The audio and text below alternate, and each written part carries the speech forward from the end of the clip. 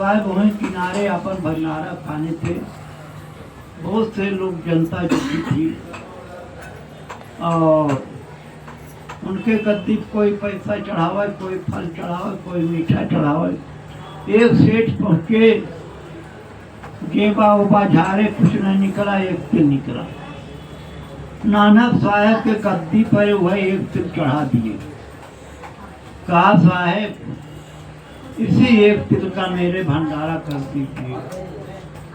अब नानक साहब बड़े चिंता में पड़े कि एक तिल का भंडारा मैं कैसे करूं, इतना जनता है।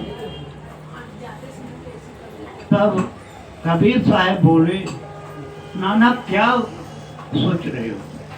अरे भंडारा हो जाएगा एक तिल का, घबराने की बात नहीं है। जाओ बेई नदी से पानी लाओ,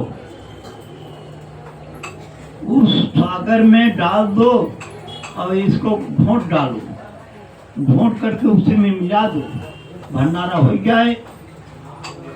तब जिगरे संत को वाणी को जानता था सत्य होती है।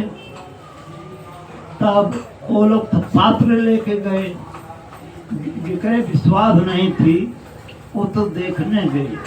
कहा कि महात्मा जी वो तो नदी सूखी है, उसमें रेता उधेड़ा है। तब कबीर साहब बोले, भाई जाके देखो पहले।